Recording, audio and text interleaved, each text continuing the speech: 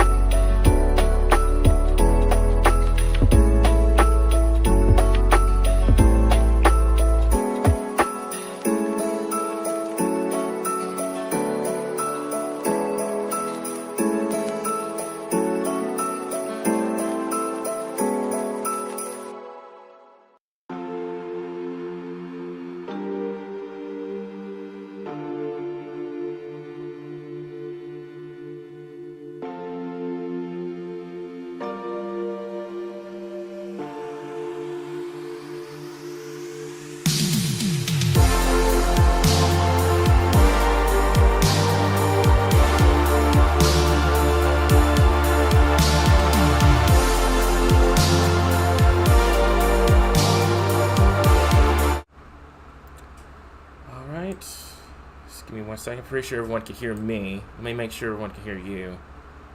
And let me get stuff set up here. So, guys, welcome in. Like I said before, we're on YouTube. Let me double check and make sure that our stuff is good over here. We're going to get to questions and stuff coming up here in just a little bit, guys. This is Chief Forecaster Cameron and Rich, if you can hear me. I'm sure if you can make sure. Yeah. Okay, I was going to say. Make sure you're loud and clear.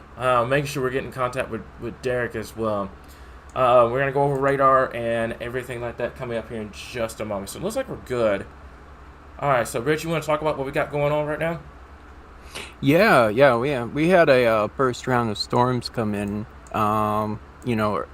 Pretty much started around our 2 o'clock time frame that we expected, and they came through, produced a little bit of hail. We haven't seen upwards of 1.5, nearly 2 inches of hail out just southwest of Metro. But and then we also saw some hail going into White County. But overall, though, it has been fairly quiet. Now we're just waiting for the main firing mechanism for, everything that we've been preparing for the evening hours. Definitely. So this is going to be our next round starting to develop over here near Hot Springs. This is going to be the result coming out as we get into the later this evening and into the overnight hours here. So we're not sounding the all clear just yet. We still, as you can see, we still have a good amount of instability in place across the area here. So until all of this activity is east of Arkansas, we're not going to sound the all clear. It's just, it wouldn't be wise for us to do it. And even after we get past today's event, we have another event, Rich, on Thursday that we're going to have to talk about coming up here in just a little bit. So if Derek's ready, I know he's in Stuttgart, Arkansas. We can get him on board and we can chat with him for a bit. Yeah, let me call him up. Okay. Hey, Derek, if you're ready for your live coverage.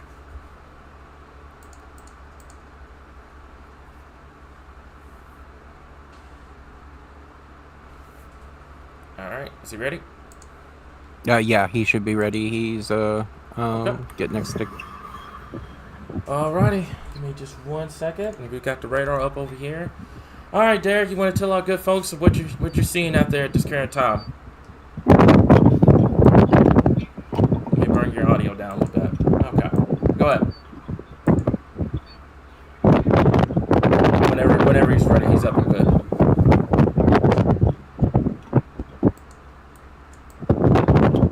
Might be having. Derek, go ahead whenever you're ready. You're good to go. Oh, hey everybody! So this is Chase, Director Derek, and of course Jamie as well. We're here in Stuttgart, Arkansas.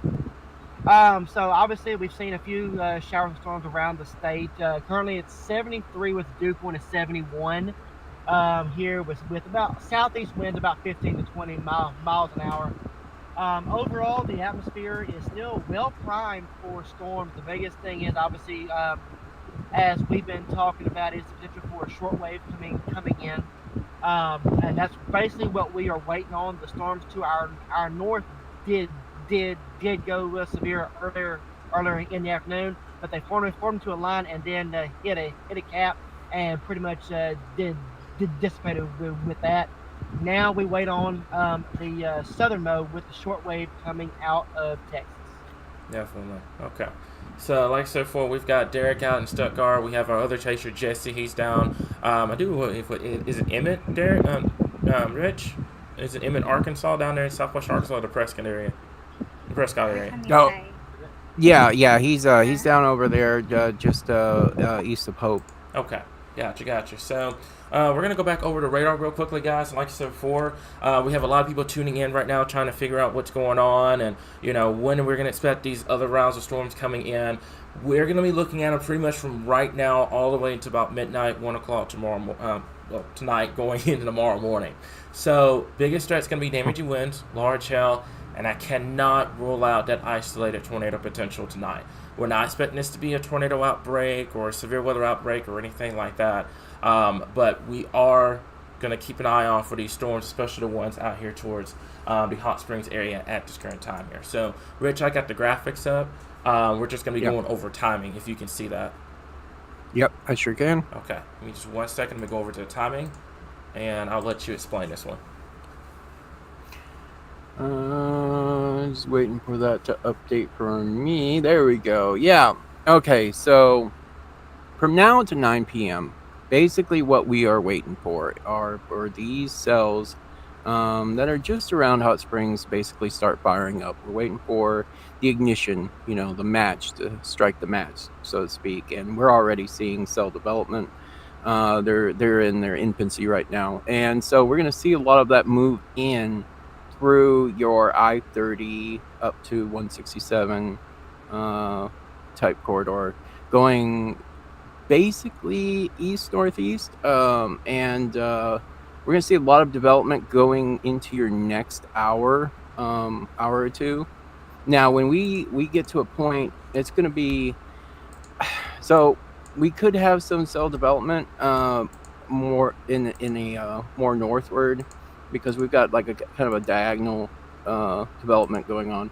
But overall, we'll definitely start seeing things between now and 9 p.m. fire up around your, central Arkansas. And then going into about 11 p.m., these storms should definitely move on off to our east. But overall, a lot of people are probably kind of letting their guard down because they think that the first round was our main round. And this is not it just yet, because we still got storms developing, like you said, just to the west of Hot Springs, and that activity is going to move eastward here. So, Rich, what I'm going to do for just a little bit, I've got Futurecast up. I'm also going to kind of take a look at a few comments on our YouTube here. So, everyone that's tuning in, we got Dustin. Dustin said, he says hello. So, a lot of people tuning in from Facebook. Thank y'all so much for coming in at this time. We're just kind of keeping things on YouTube right now. Facebook's going to be used for more if we have any tornado warning coverage or anything like that tonight. Right now, just looking at this, I do believe the HR looks pretty good. We've got some development up here in northeastern Arkansas. That's moving out. The activity out here towards the west is going to really start to kick going after 8 o'clock, because your low-level jet starts to kick in. Your system's going to start to push a little bit further to the east. So we're going to start seeing these cells start to develop here. So from Texarkana, Hope, over towards the Hot Springs area, something we'll have to watch. And then I would say, and just to throw this out there, I think the majority of your severe threat is probably going to be from about 9 o'clock to about 1 o'clock in the morning here. I may have to make some adjustments to the time amount based off of the new data that we're seeing. But I'm going to keep an eye on a few cells that may try to get going near central Arkansas and then down here in southwestern Arkansas. And a couple of these, and Rich, I think you can see it too, some of these have these little hook echoes that you're seeing via the HRR. Now, this doesn't guarantee that this is going to be a tornado outbreak or anything like that. We're not screaming that. But some of these cells, if they're discrete and they're by themselves with the environment we have in place, could have the potential of producing some isolated tornadoes as we get towards the night here. So I know we don't have a watch out right now. We don't control those watches. We don't control the warnings. We just we just report the information to you guys here. So something that we'll keep an eye on at this point. And you can see about 10 o'clock, this starts to form into a line here. And I do believe by this point, this should start to move towards the east, move towards eastern Arkansas. I do believe your tornado threat is going to be early on, especially with the discrete mode of those supercells. And then as they push off towards the east, it should start to die off, and the tornado threat should start to wane a little bit, but your damaging wind threat is going to start to increase as we move into the night. There's 11 o'clock. There's a line of storms basically stretching from Jonesboro, Little Rock, all the way down towards Texarkana. You're pretty much clear in western, northwestern Arkansas by this point. And then we get after midnight, you can see the activity really starts to die off. And then, Rich, our attention turns to Thursday. We have an event on Thursday that we're going to have to watch very closely. That's going to have more severe weather potential across our area. So, yep. All right. So, do you have anything you want to add at this point? Just that the latest model is definitely continuing to develop cells a little later on this evening, probably within the next couple hours. We'll definitely start seeing some things potentially fire up, especially going into your central, going up into central Arkansas.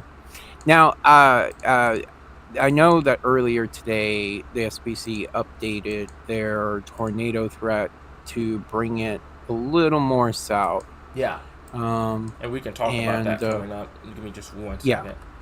So we'll switch it over to the tornado threat. So there we go. There you go. Yeah. So they brought it down a little bit. Now, if everyone remembers, it was actually down a little more south to begin with, and then they brought it up. What was that last night? Yeah, it was last night. We had it. It was for the majority of the state, and then obviously you had some uncertainty on if you're going to get storms to develop, etc. And they moved it further north. But then with the latest update today, they brought it back down to that Pine Bluff, Arkadelphia area over towards Daisy. So that's going to be the area of concern for us to move towards night. And I believe the HR is wanting to hone on that area as well. Yeah, exactly. And that's exactly what the models are indicating. They've been pretty consistent. I think what would you say? Would you say they've been pretty consistent the last several runs? Yeah, the last 12 hours. We looked at the 06Z overnight last night when we were just kind of getting ready for today. And I know yesterday I was telling you guys that the model data was struggling, like in terms of trying to convet, if we were going to see thunderstorm activity or not. Then we got to this morning and we're like, okay, bet we're going to see these thunderstorms, and that's what ended up happening. So don't let your guard down. I know a lot of people have seen a lot of shower thunderstorm activity so far. There's a lot of people that are going around saying, oh yeah, we're all good, you can go to bed, you're straight for the rest of the night. No, we're still monitoring the threat.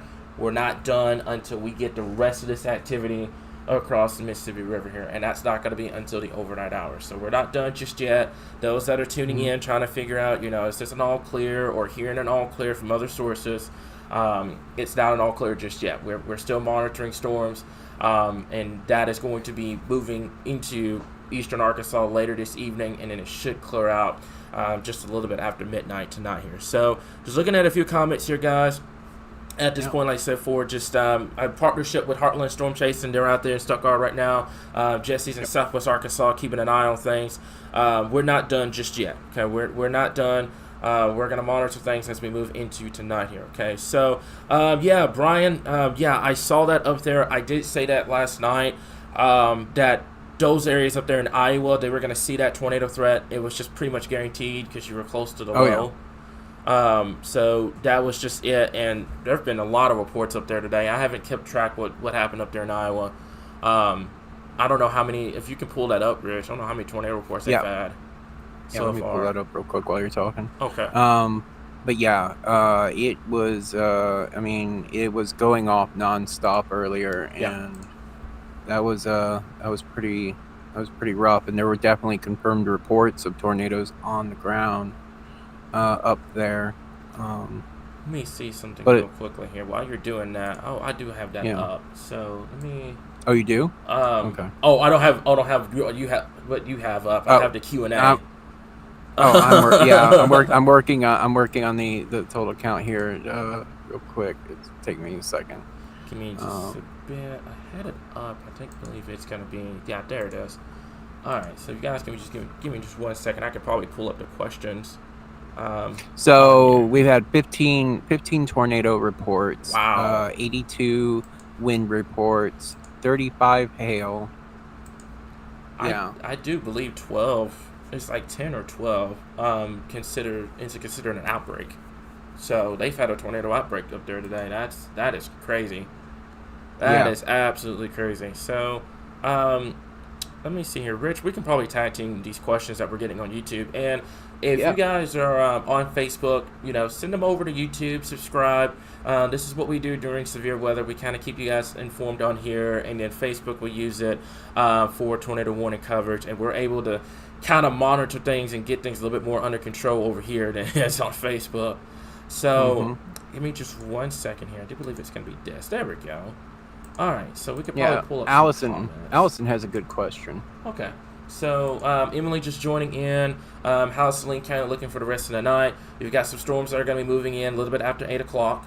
Main threat's going to be damaging winds, hail, and that isolated tornado threat at this point here. Okay, so TJ, I think that's been a lot of confusion for today.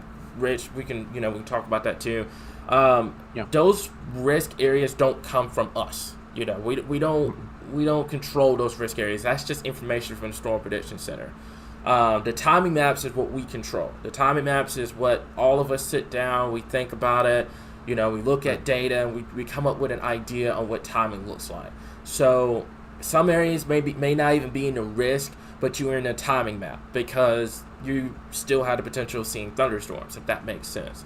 Not throwing anything at SBC, but there's been a lot of confusion about that. Like, we don't control those risk areas. Like, no.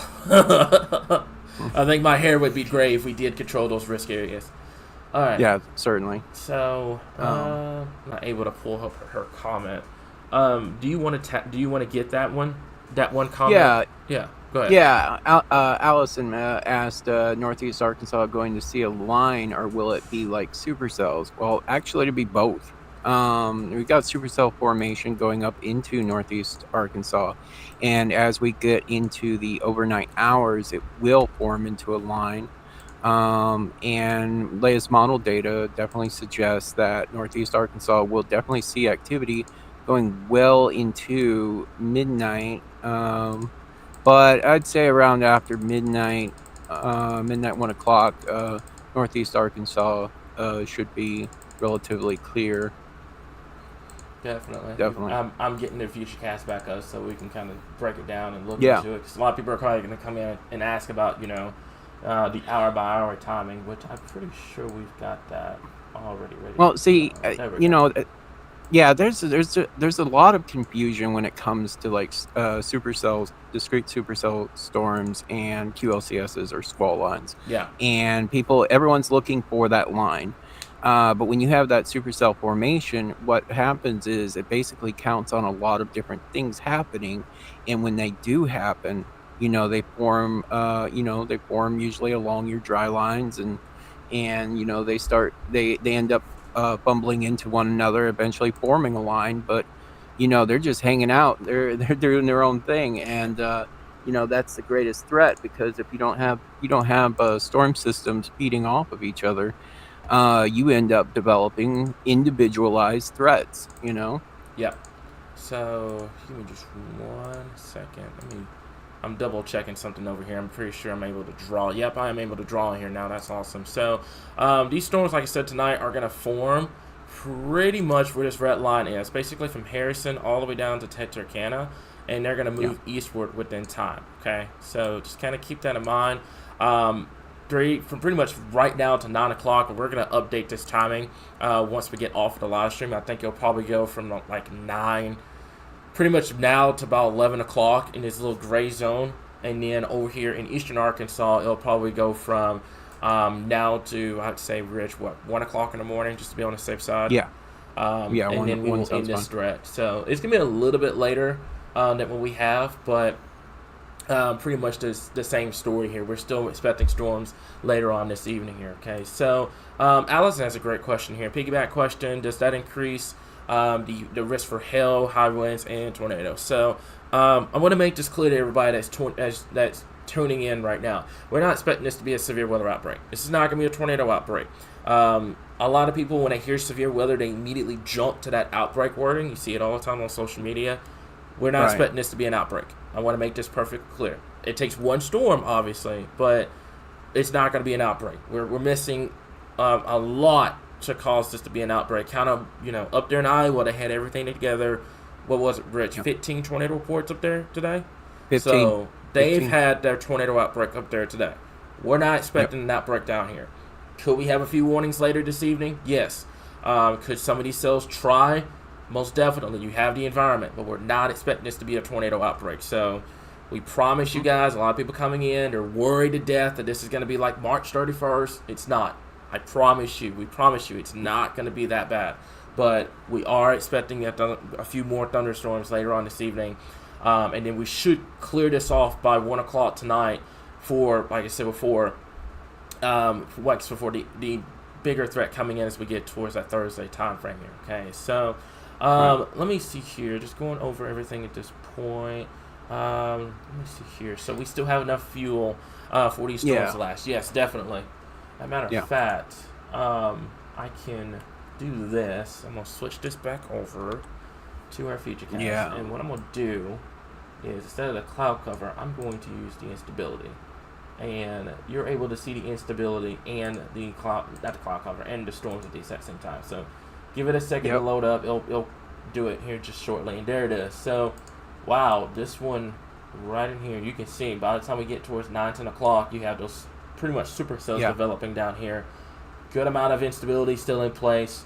That's where you're going to have that supercell threat as we move into tonight here. Okay, so so it was a daily tornado outbreak up there today. 7 dead, including 2 children. Iowa got hit hard today. Man, that is unfortunate news. That breaks my heart hearing that. And that's why I tell people all the time, we say this all the time, Rich, with severe weather, we never want it to happen. People get upset that, severe weather doesn't happen, or, you hear people saying we hype it up and everything like that. We don't hype up severe weather. I don't know about you guys, but I would rather not be sitting here talking about, destruction and tornadoes and all that other stuff. So just keep that in mind. People you see up there in Iowa, they got hit. Just be grateful we didn't have to deal with that here in Arkansas. Okay, I feel horrible about what happened up there today.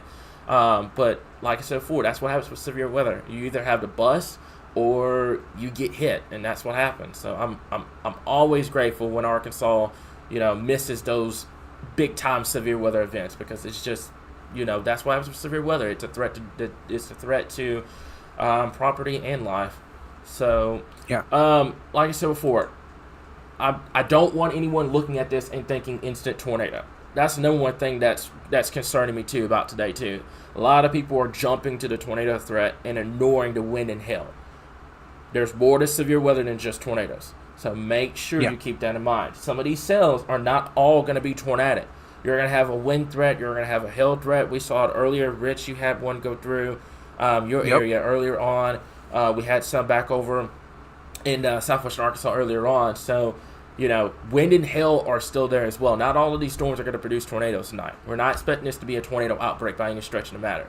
But we're expecting the potential of wind, hail, and also that isolated tornado threat as well here. Okay, so Rich, looking at our I was going to mention looking at our capping, it looks like we lost a significant amount of capping in our central area. Are you able to pull up capping strength at all? Yes, sir, I am. Give me just 1 second. Let me switch this over. I got to go back over this because it loaded that up. Give me just 1 second. I'm able to pull this up, so that's going to be right in here. So this is going to be your capping right now. I know the header, you got a northern header. This is pretty much your capping right now. So you have little to no cap across western Arkansas, central, and into southwestern Arkansas. You have a little bit in eastern Arkansas. This is why we're expecting additional thunderstorm development later on. The last couple events, we had, the cap in place, and it just kept storms from developing altogether. This time around, you don't have a cap in place, and we've got storms to develop across the board. Okay, so that's something that we'll have to keep an eye on here. Let me go back over to the Futurecast real quick, and I'm going to load this up so you guys can kind of see what's going on. So, Rich, if there's any questions you want to tag on YouTube, let me know. Yeah, let me look at that real quick. And winds can be just as damaging as tornadoes. In fact, in the events of straight line wind storms, it actually causes more damage than tornadoes because it affects a wider area.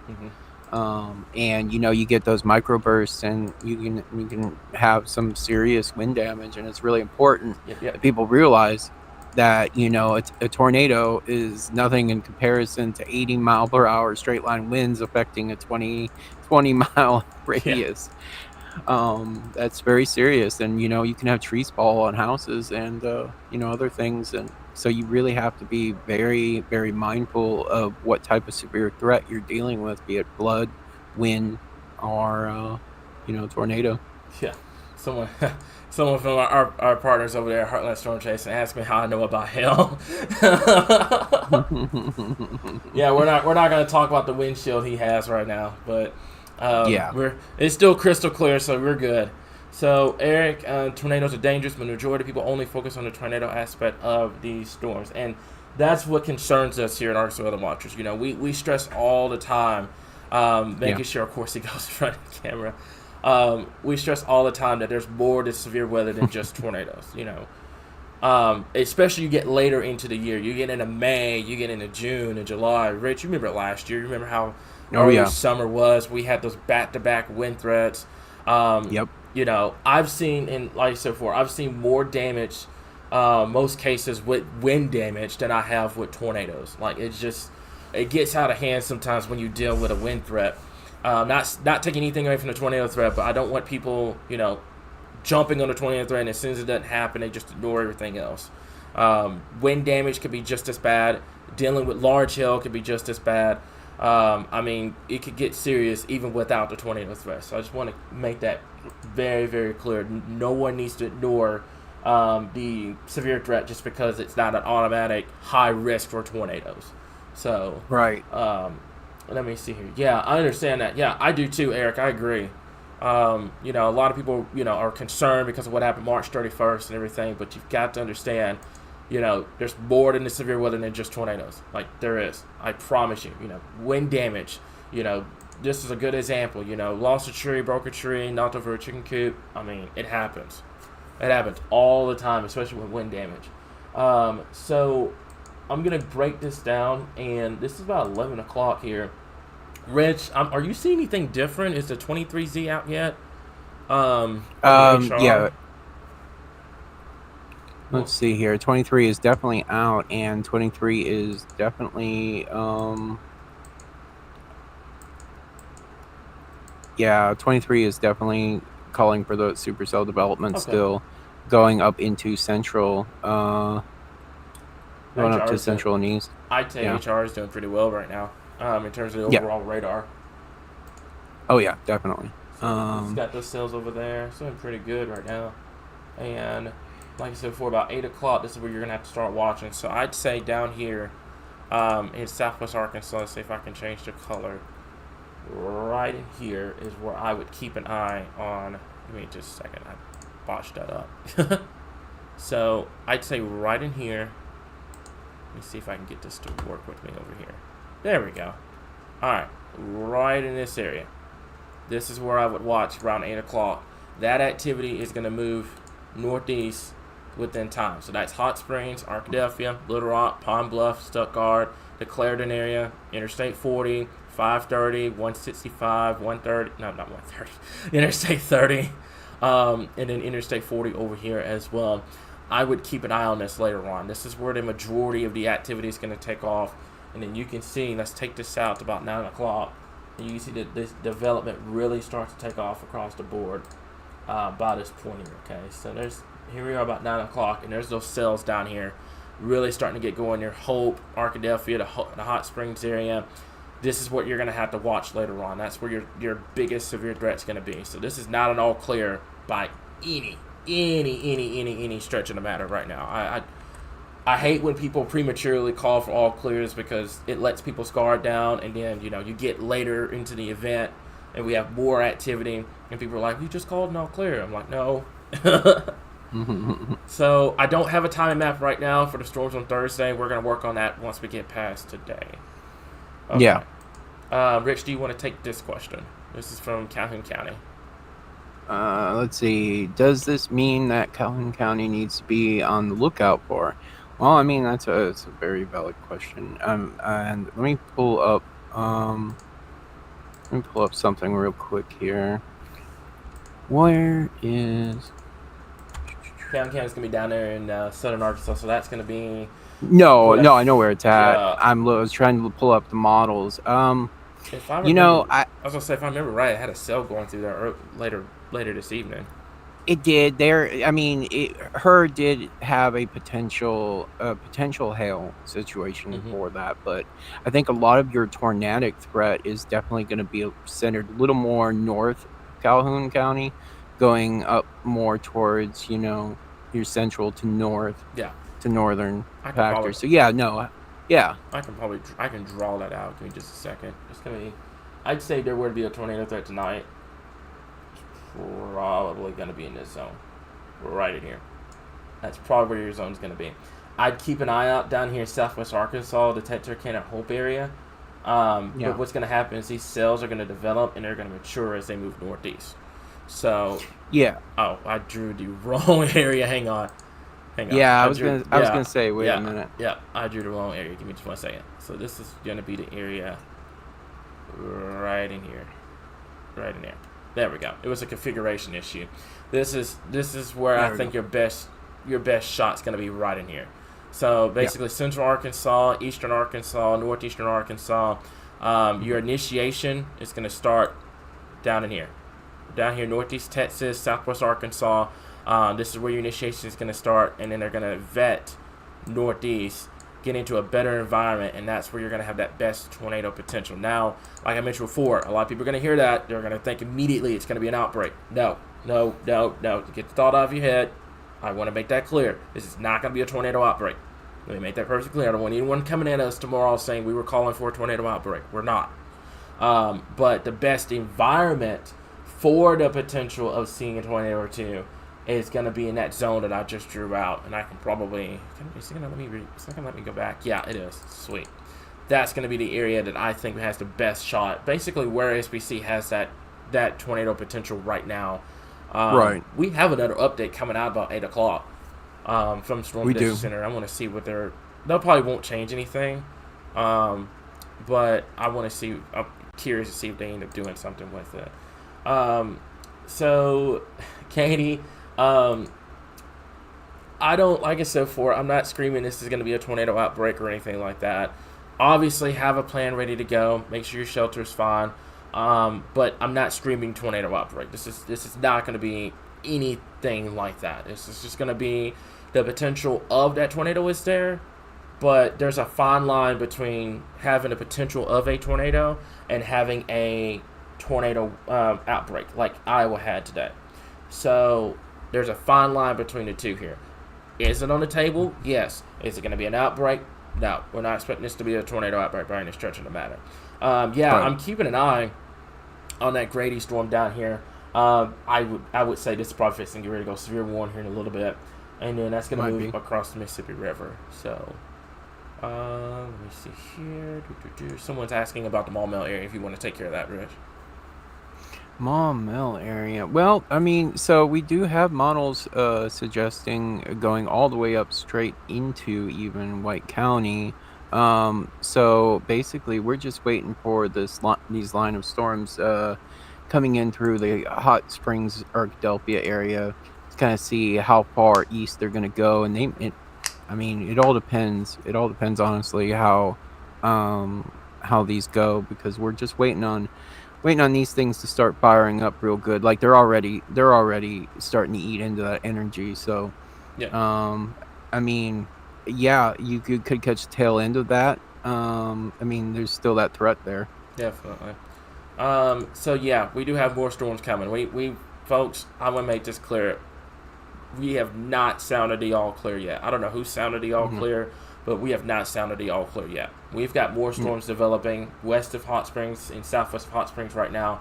We're not done. We are not done. We're going to be done a little bit after midnight tonight, but we're not done just yet. Until we sound the all clear, we still got more storms to track, guys. So we're not done just yet across the board. Cersei, it's going to be, I'd say, a little bit after 10 o'clock when you're done. Up there, and they'll start moving into eastern Arkansas as we move into tonight here, okay? So, let me see here. I'm just going over a few more comments here, guys. Yeah, I love this comment. Ingredients don't make the cake. There's that special weather statement for the Grady storm. Someone, there's that comment. Yeah, there's the special weather statement for it. Great call on that storm here. So yeah, ingredients don't make the cake. That's what we mean here, guys. We're missing a lot of ingredients to make this a tornado outbreak. Do we have the ingredients in place? Do we have the instability? We have the wind shear. We don't have a cap in place, but we don't have what's called a forcing. We don't have that parent low that gave Iowa the tornado outbreak. We don't have that down here in Arkansas. So I don't want anyone thinking that this is going to be a tornado outbreak. I want to make this crystal clear. And matter of fact, this is on live stream, so we can go back and pull this up if someone says this is an outbreak. This is not going to be an outbreak. Any stretch of the matter. Not going to be a tornado outbreak. Don't even expect it. Could there be a few warnings? Yeah, I could see it later on.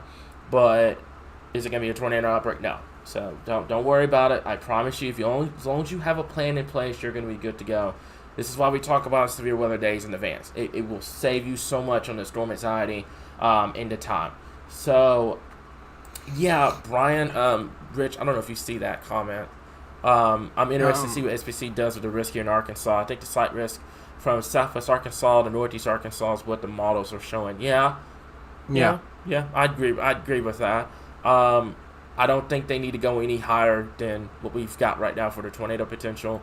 The hail and the wind threat, I am worried about too, but I wouldn't go any higher on a tornado threat because you are missing that parent low. But we've both seen stranger things happen here before, so we'll let you guys know. Cameron, what's up? how's the capping over there near Grady? Yeah. Is it still? Last I saw, from what we looked at just a little bit ago, the capping looked to be. Let me switch over to radar real quick. It is not the strongest I've seen because you can see the strong capping out here towards Mississippi and Alabama. There's some capping with this storm, but it's not a ton. So it'd keep it elevated for a time being, but it is weakening the cap out here. So, matter of fact, I'd be curious to see what the hell it looks like. Go over because Derek, where he's at, he actually has a good view on it, and he says it is rotating at this time. Okay. Yeah, I could see it because it has a hell core right in here. We can take a look. Right. Right now. Oh, wait a minute. Right in here. Let me make sure I match this up. Okay, so that's within the hell core right now. So that tells me that this is an elevated storm that's producing hail. So what he's probably seeing is a mesocyclone rotating right now. So we'll have to watch it. But right now, as it stands, it doesn't have tornadic potential with it right now. But we'll have to keep an eye on it. What you want to look for whenever you're trying to do, whenever you're trying to look for a storm to produce a tornado, is this southwest flank down here. Let me double check, make sure. Right here. This is what you're going to have to look for. So if you start getting development down here, that's where you're going to have to watch. But right now, your rotation is within the hell core itself. So you're seeing what he's seeing up there is a mesocyclone just rotating through and producing the large hail right now. So it should go severe warn here in just a little bit. We could check in with Derek if you want to. Report. Hold on 1 second. Okay. Derek, are you there?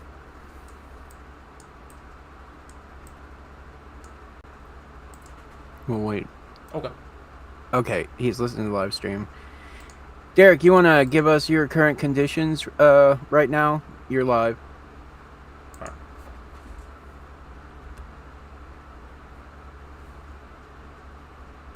All right, ready whenever he is. Go ahead.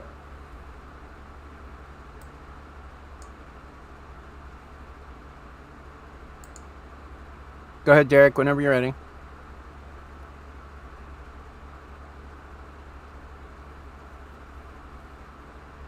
Now, obviously, we do have a development supercell to our southwest. We are seeing the mesocyclone kind of develop a little bit. Still a very elevated storm, but our folks from Witt to the Gillette area could be seeing a pretty decent sized hail coming up here soon. We are still looking off towards the west, temperature 75, dew point is 71, southeastern winds as well. But what this storm is doing, I am noticing a cap erosion around us right now. I'm going to spin the camera around, looking towards the town of Stuttgart. We're over here by Max Prairie Wing. Right now, you can see the moisture, your base is lowering, especially right through here. So this is the biggest area that we're going to have to watch out for. As this continues to move east, this is going to erode the cap and eventually help these storms to the west form that they've been showing you on the modeling throughout the evening.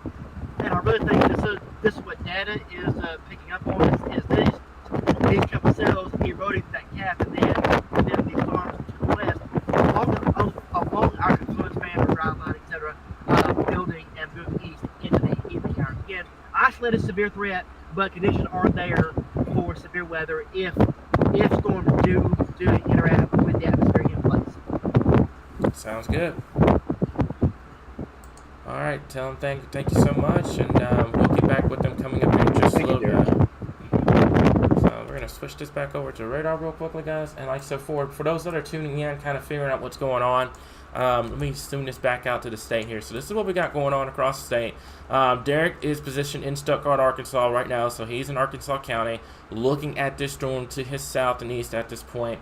This is producing the potential of hail. Let's take a look at it. It's a special weather statement for almost 1 inch in diameter hail and for 40-mile-per-hour winds. And then we have this other development that's getting going out here towards Hot Springs.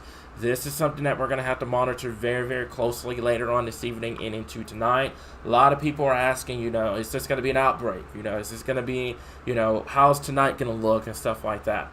I want to kind of bring the anxiety down a little bit. Take a deep breath. We promise you guys, if anything pops up tonight, we're going to be here. Kim, if you could do me a favor, Ruth, or even Rich, if he hears me, do me a big favor and get the link to our app in the comments. I think that would help out a lot of people. It will really, really, really help you out in terms of if you need notification for warnings, if you need notifications every time we make a post or something like that, or even if you have a smart TV with the YouTube app, you can search us up on YouTube and just leave us up on your TV tonight. It's going to have radar, it's going to have information, it's going to have feed from both our chasers, Jesse and Derek, out there. So you'll have dual team coverage of everything you need to know for tonight, so you don't have to worry about it here, okay? So, thank you, Kim, so much for getting that. This is going to be it right here. That's going to be it. ArkansasWeatherWatchers.com/app. That is going to be the link to go to download our weather app here. It is going to be a lifesaver. It's going to help you out so much, especially with severe weather, especially with notifications, etc. here. So, let me see here. So, you can go ahead, Rich. What you got? Yeah. Oh, I just wanted to say, the app, we're definitely working on a lot of new features coming up here in the next month or two. Hopefully to roll those out, and we're really excited to continually expand on our ability to reach our viewers. Definitely. We're taking a look at that storm that's just south of Stuttgart, and one Derek's looking at right now. That one is like the hail threat on the radar is upwards to 1.25, which is pretty much severe warn. That would be severe warn because it's greater than a quarter of an inch of hail. But you also got to remember something: the hail sizes melt as they come down from the atmosphere. So you're looking at roughly about a quarter, almost a half dollar inch size hail. That's just south of Stuttgart, just to the east of Pine Bluff, just south of Highway 11 at this point, and it's just to the west of Highway 165. And you can see the hail size is pretty much starting to decrease a little bit. You do have capping inversion starting to come in. Once it gets east of Arkansas, it goes towards Mississippi and Alabama. So that's why Arkansas has threat, but once you go east, things start to kind of dwindle across the board here, okay? So, Kim, thank you so much for getting the comments. We are going to be working on making our alarms have that sound in the future updates on our app. We are. That way it kind of helps wake people up, especially when we have severe weather. At this point here, I had to go download the app. Thank you for that. We thank you for watching. Thank you for being our follower. This is what we got at this point here. So I want to go over give me just 1 second here. I want to go over the Futurecast with you guys here because a lot of people are tuning in trying to figure out timing. I want to go over that. Now, I want to stress right now that things are going to change on you with these runs. You know, they change so much with run to run here. But I do believe the HR's consistency today has been more than enough to warrant us using it as a future cast. So let's see here. Let's go over to. I want to look at the instability too. So we'll take a look at that here. Okay, so this is about 7 o'clock. So it's doing pretty good. It's nailing that storm near Dumas right now. You can't get any better than that. It's doing pretty good with the convection out here, and then it's doing pretty good with the convection up here in northeastern Arkansas at this point. We can loop this through the next 18 hours. It's going to get a little glitchy on you, but you'll see what happens later on here. Okay, so let's see here. Nothing developing at the moment. The cap is eroding in Arkansas County now. Okay, so let's take this out all the way through. Wow, it still has it, Rich. Still has it. Which model run is this? This is the 23Z of the Her. Yeah. It still has it. Yeah. So yep. Wall-to-wall consistency right around 10 o'clock that we'll be dealing with some kind of, this will likely be a lot of severe thunderstorm warnings. One thing I will say in terms of the tornado threat is that how close these storms are to each other, that may somewhat reduce your tornado threat. Right. But this storm up here near Searcy, you've got one near Little Rock, one up here near Jonesboro. A couple of these cells, if they get separated from each other, you may have that tornado threat later on. So if you're just now tuning in, you're looking at this, you're trying to figure out, okay, what's going on, what's the timing. This is what we're looking at for our future cast right now. So you've got storms basically literally lined up, literally on I-30, going up 167 at this point. Some of these cells, I do believe, as you get later into the night, will have that tornado potential, large hail potential, and the damage and wind potential as we move into the night here, okay? And then you can see, you get later into the overnight, the nocturnal aversion starts to kick in, and then things start to calm down across the board. Don't mind his cap, by the way, low-key. So, that's pretty much what we've got right now here. There's a lot of storms moving through. Thank you so much for the happy birthday wish, by the way. I really do appreciate y'all so much here. Okay, so can you explain the colors of the instability? Basically, the brighter the color, the more instability you have. The greens, the yellows, that's the more storm fuel you have in place at this point. Matter of fact, I do believe I can, if you give me just 1 second, I can make this a little easier on y'all. We can do this. And there we go. Okay, so this has the radar, and then you can see the scale of the instability. So you have moderate instability across the board. These storms, as they move off towards the east, will start to die off because they run into lower instability, and they run into the nocturnal aversion start to kick in. So I would say probably around, I'd give it about 2 o'clock in the morning. We should be done. These storms should be on a weakening trend by then. But we'll keep an eye on things here, guys. Okay, so yeah, everyone wish me a happy birthday. Thank y'all so much. I appreciate it.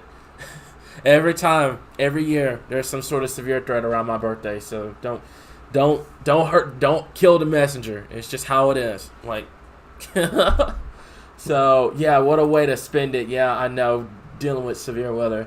I don't think they're gonna increase the tornado threat tonight. I think you'll be fine. Could it expand further south? I'd argue. Yeah, I could see it expanding further south. But right now, I don't think they increase it. I mean, I think everything's looking good to go. Matter of fact, wow, Rich, I may need you to get with Derek coming up here in a little bit. If you want to take a look at his footage, he's got an awesome sunset coming up. We can check back with him here just a little bit. So LZK just launched a special weather balloon. They're gonna check into that.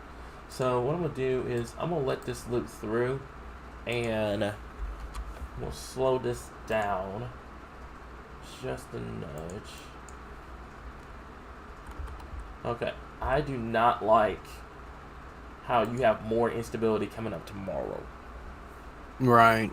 That's setting you up for Thursday. That's going to set you up for Thursday because this frontal boundary, it's not going to clear the state. It's going to lift back north.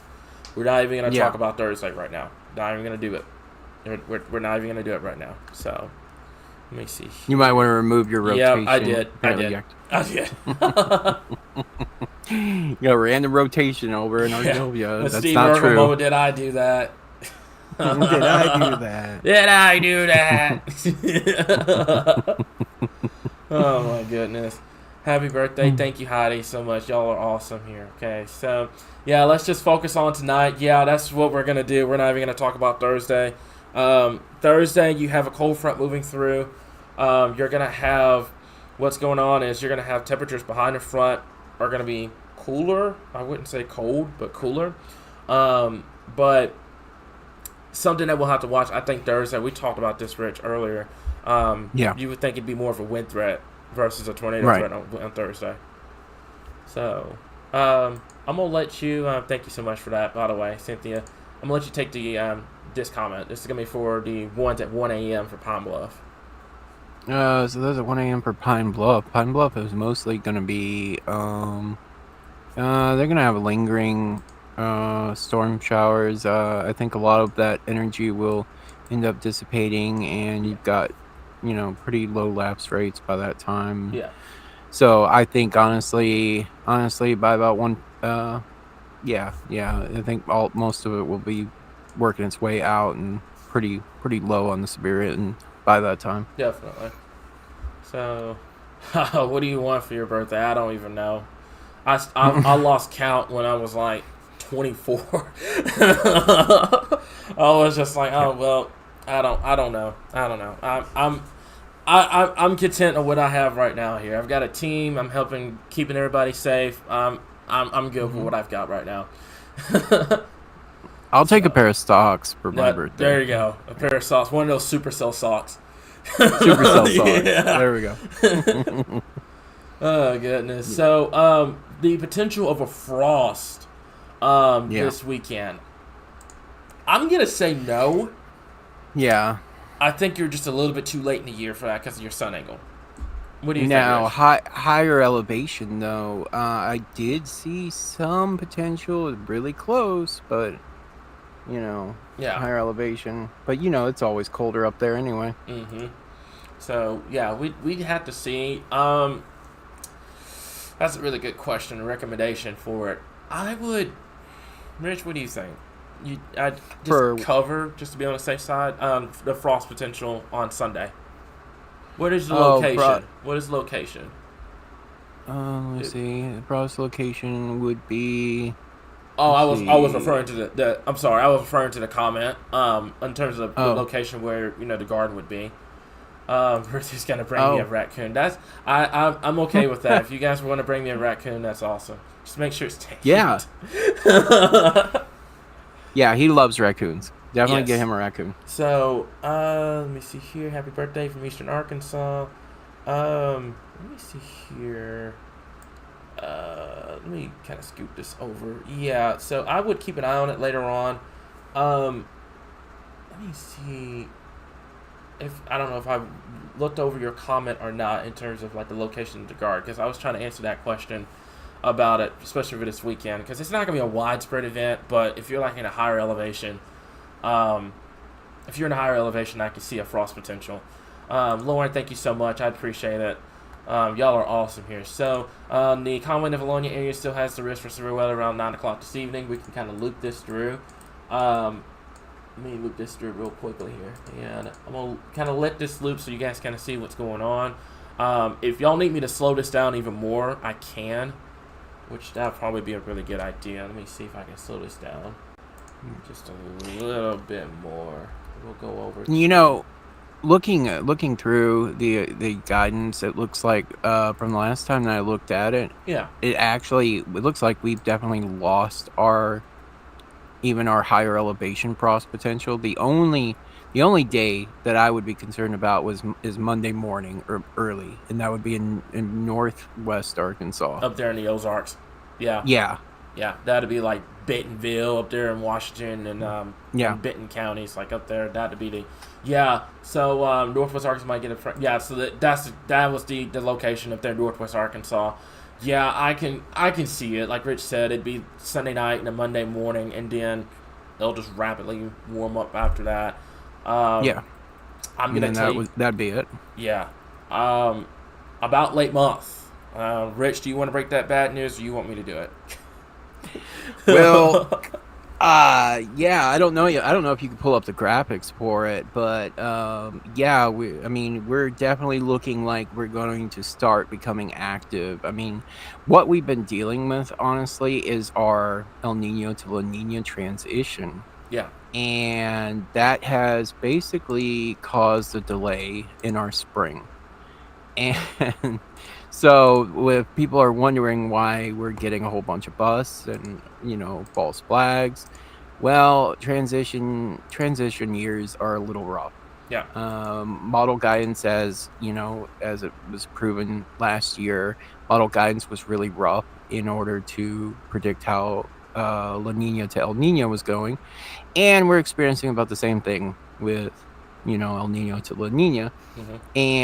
But with El Nino to La Nina, it delays our spring. So mid-month, are going rather more towards the end of this month. I mean, we should honestly start to expect lesser false flags, lesser busts. I think we actually will start seeing our severe potential finally growing.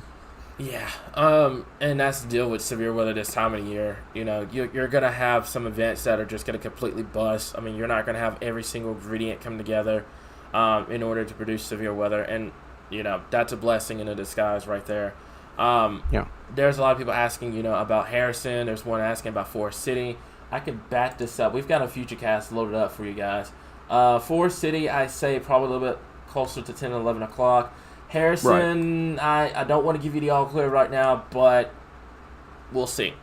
Just hang with me until about midnight, and then I think you'll probably be fine. This is kind of looking later on into the month, and if I can get this to pull up.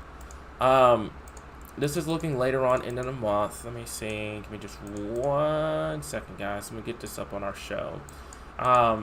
And I wanted to talk to you guys about this because you've probably seen it on social media. Someone's talked about it on social media already. This is what we call the climate forecast system version 2. It's pretty much a computer model, and this is the supercell composite for late month going into May. Now let's be honest here. How many high profile events we've had in this time frame between April 23rd and April 30th? You go back in history, you have April 27, 2014. You have the multi-day outbreak, April 25th, 2020, April 25th, April 26th of 2011, which went to the April 27th, 2011 outbreak in the Dixie area. April 30th, I do believe it was April 30th into May 1st of 2010. So this time frame on a climatologically speaking, this time frame is known for severe weather. That's just how it is. Yeah. That's just how it is. You go back in history, you look at all these events, it's known for severe weather. So we're expecting it because you've had it in previous years. So that's Texas, Oklahoma, Arkansas. This isn't like, this is going to be like Armageddon. Your town's going to be wiped off the face of the earth. But it gives you a representation of how your pattern is going to be coming up late in the month. So you're going to have a break coming up next week. I want to make that clear. Things are going to be cooler. Things are going to be kind of relaxed next week. And then they're going to uptick late month and into May. So what's going to happen is you're going to have a trough out west. It's going to do just like this. Ridge centered here. As you can see with your lower composites across the southeast. And what's going to happen is you're going to have system after system after system after system that's going to come through, and that's where you're going to have this severe weather potential here, guys. So Derek's out there throwing a football around. That's great. So this is what you're going to have to watch late month. This is not tonight. This is not anytime soon. It's just probably within 2 weeks. You're going to have more severe weather across the board, and that's the last thing anyone wants to hear right now.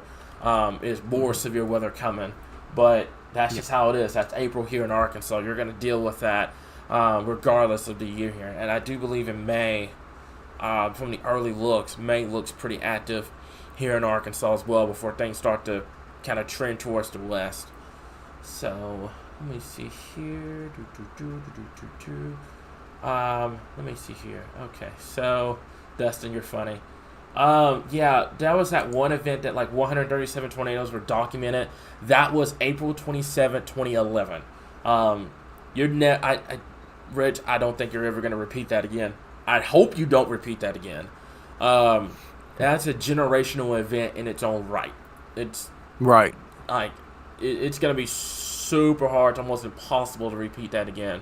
But Oh, you have to see. I What's up? do What you have. got? So apparently, that was an old article that somebody had read about 7 fatalities in Iowa. Okay. Apparently, we do not have an official count for fatalities for this one. That's what I want to hear. That's Yeah. exactly what I wanted to hear. Beautiful, beautiful. I'm glad we don't have any fatalities up there. That's awesome. That is absolutely awesome. I'm glad we don't have any injuries or anything like that. Folks, please look into your sources before you say anything. Like stuff like that we Yeah. can't have. So I'm glad no one got hurt. Obviously the 15 tornado reports come from the Storm Prediction Center from up there. Yes. So yeah. So I'm glad no one got hurt. I'm glad to hear that. Let me see here. New SPC update incoming soon. Yeah, that's gonna be coming up. That's why we're kind of on the live stream right now. I'm curious to see what they're gonna end up doing with that here. So, who is on here from my last round of tornadoes up here in northern Arkansas? Yeah, you guys had the what was that one event? I think it was last month when I was sick. Rich, you tell the audience about that one because you were in my place. Are we talking about the one where I had to step in and cover live with Dustin? Yeah. Is that what we're talking about? Yeah. The yeah. 10% hatch, the enhanced risk up there. Oh my goodness, yeah, it was going off like crazy, and we had it was Hot Springs Village that ended up getting hit, and but in reference to what exactly are you talking about, what the SBC actually called for that day?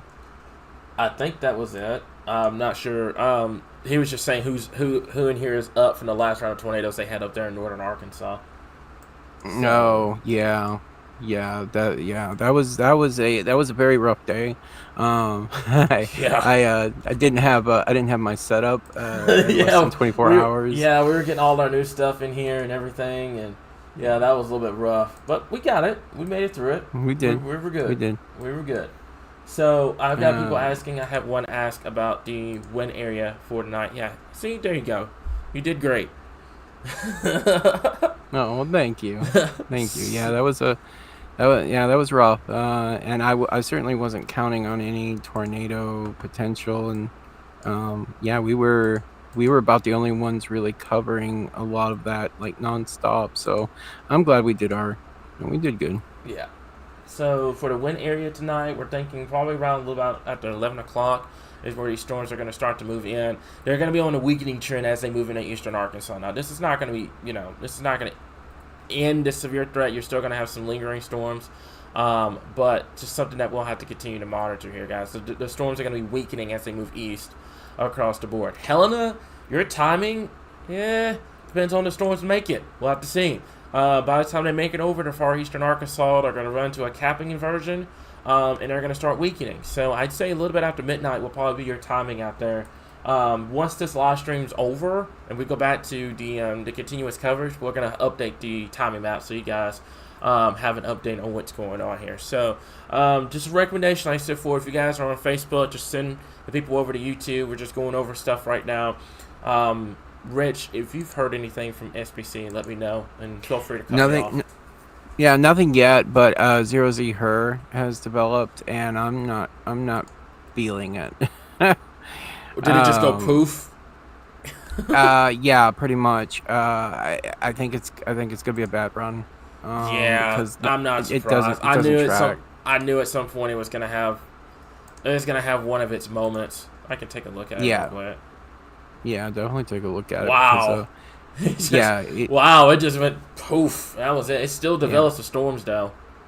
Yeah, there are. I mean, you can see there's several short waves going through. I mean, but we our instability right now. it's struggling with it. It's struggling with it. I think that earlier this run right here, I think it's gonna seal the deal. So we'll just have to. Yeah, we're sitting on. We'll see. Yeah, we're sitting on nearly 2,000 cape. I mean, I can compare it right now, and it just it's not doing good. And that's just the HR. I knew it was gonna have one run, where it would just go poof, and that was it. I was wondering when it was gonna happen, but it did good today. The new SBC is out, and SBC decided to say poof too. Yeah. I figured as much. But I mean, we're still gonna be here. We're still gonna be live on YouTube. Yeah. We've seen this happen before, where confidence was low, and sure enough, it went right back up. So they kept they kept the marginal and the slight risk up there. They sure did. Let's see. So they left the marginal in place just to be on the safe side. The tornado threat. They still had a tornado threat up there in northeastern Arkansas. So they've reduced it. They've reduced up there too. They've gone down from enhanced just down to slight. So your event's coming to an end. Let me see here. Still have developing storms in Hot Springs right now. And we're keeping an eye on that because that is coming into a lot of instability and with no cap. So let me go back over to here real quick. Yeah, so the risk is still pretty much there. I can go over. It should be coming up here in just a second. On our end, just waiting for it to show up. They still have the marginal risk, the level 1 across much of the area. The tornado risk is still up there in northeastern Arkansas. I don't necessarily. I think the earlier where we have right here is going to stand. I think that's just perfectly fine. You know, sometimes you just have to leave stuff alone and it'll end up being fine. Like I said, we're still gonna be here. We're still gonna do the coverage. We're still gonna keep an eye on things because it'd be inappropriate for us to say an all clear, and then we have severe storms later on this evening here. So, outside of that, we'll have to wait and see. What do my predictions say? I'd still keep on from what we've been talking about earlier. Still expecting potential a few severe storms. Biggest thing I want to stress right now is that we never called for an outbreak. Like, we never said this was going to be a tornado outbreak or a severe outbreak. But we are still going to monitor. We still have the potential of seeing severe storms. And that's going to continue as we get towards night here. But they still kept a tornado threat there in northeast Arkansas. So I'm curious to see how that's going to verify. Aaron, thank you so much for that. I appreciate it. What's up? I believe we are adding Dustin. There's Dustin. There he is. About time. Bring him in. There we go. Dustin, can you hear us? What's up, guys? I was gonna join a while back, but I was like, I don't want to join when everybody's kind of. You're not That's missing fair. much here. We're just going over the latest and just kind of talking about everything in general in terms of like tonight, and then kind of talking about a little bit about Thursday, and then what to expect late month. Just kind of bouncing back and forth what's going on. So. Yeah, I was listening, paying attention to the questions, but I didn't see you answer any of my questions. So, well, I didn't even see your questions. His question was geolocated. Oh yeah. We don't do that here. Oh man. Oh boy. I'm glad we had the radar back up because that scared me the other night where the radars just kind of crashed and. I was like, no. Well, we're good to go. We've got that back up and running. All right, so I think that's really it. Rich, do you have anything else you want to add, or? No. What about Dustin? Yeah. I don't know if you heard us. Did you hear us, Dustin? go ahead. I'm sorry, I did not hear that. What were you saying? Oh, I was gonna say if you have anything, if you wanted to add something. No, yeah, I hear you. Okay, no, and I've he just been went paying silent. attention to what you No, I'm Is he good. I've been muted? I don't know if watching he's these muted or storms not. as He they just like come out of went into a northeast void and that Texas. was it. Yeah. Well, that's weird. Goodness. Um. I think this. Okay. All right, so this is the new one. There's the new one. There's the newest update. So they pretty much kept it how it is. They just reduced the slight risk to up here. What a fun. There's your tornado threat. So they're saying the tornado threat is going to be greater up here. Still includes Little Rock. That includes the wind area over here, along 167 up towards Jonesboro. This makes a lot of sense, and I'm gonna tell you why. I'll kind of draw this out for you guys so you guys see what's going on here. Okay, so let me see if I can change this. Okay, so you have a area of low pressure that's right here, that's kicking through. Okay, you've got a surface cold front that's draped somewhat like this, and that cold front has overtaken the dry line. But what's going on is you have a trough that's centered just like this. So what's going on is central Arkansas, northeastern Arkansas. I drew this area on one of my videos the other day. You are in what's called the right exit region of the trough. So what does that all mean? You're probably wondering, you're like, man, what in the world is this guy talking about in this live stream? So what all that means is that with you being on the right exit region of the trough, you have the best potential of seeing an isolated tornado or two. That still remains in place for tonight. I've always favored central and northeastern Arkansas for this entire event. Still watching southwest Arkansas. I want to kind of keep an eye on these cells down here. But the initial concern that you were a little bit further away from the forcing does kind of stand at this point. So we'll see. We'll see. I'm not ready to throw the white flag with this just yet, but we're gonna have to keep an eye on it at this point. So yeah, the tornado threat, what you're looking at here is the tornado threat from basically Bryant to Little Rock up towards Searcy to Jonesboro, Pocahontas, the Blytheville area. This area right in here, this is what you're gonna have to watch as we get into later on this evening, and we should be closing this out just a little bit after midnight tonight. Okay, so. Rich, if you can do me a favor, probably one last check-in with Derek, and then I think we'll be good. Yeah. Give me a second. Okay. I did have to mute Dustin because I think we were echoing. So give me a second. Oh, you're good. Oh. All right. Hey, Derek, are you available to talk to us live whenever you're ready?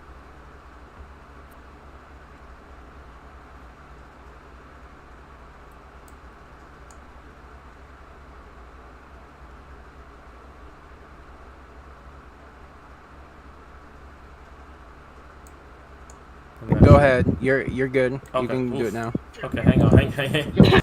Okay. It's Derek from down here in Arkansas County once again, just checking in one more time as we continue to do our live dual coverage across the state. As we talked about, the severe threat is kind of still there, but again, a very isolated threat across the state. Again, the higher threat being from the metro north. We're gonna still keep an eye on these storms to our west as they continue to push east out of southwest Arkansas. Still sitting 75 and 70 here in the Stuttgart area. Yeah. Winds with that original storm actually moved out of the southwest as the storm passed by, and then as soon as that storm passed, they went right back out of the southeast. So you do have those strong southeasterly winds again, like Cameron, Richard, and have been talked about mostly of the evening. We have seen the greater forcing go off to our north, but again, obviously that threat does remain throughout the evening hours. Okay? Back to y'all at the studio. Thank you so much, Derek. We appreciate you, man. So we're good. Okay. So as mentioned before, this is pretty much what we've got at this current time here. Still gonna monitor things, guys. We're gonna, unless, like I said, Rich, Dustin, you guys anything you want to add before we hop off? Are we good? Nope, I'm good. Okay. Rich, you got anything you want to add? Nope. I'm good. Okay, sounds like a plan, guys. So we're gonna hop back over to the continuous live stream. That's gonna keep going, and when we come back, probably we'll see where we stand about 10 o'clock tonight. Let's see if we've got some severe storms on the board and everything like that. But we'll be back. Like I said before, a lot of people coming in right now. We're gonna have the updated graphics and stuff on the page. We are not sounding the all cleared yet. We're not going to sound the all clear until all of these storms are out of Arkansas at this point. So thank y'all so much. Thank y'all so much for the birthday wishes. And we'll continue to keep you guys updated right here, your source for all things Arkansas weather.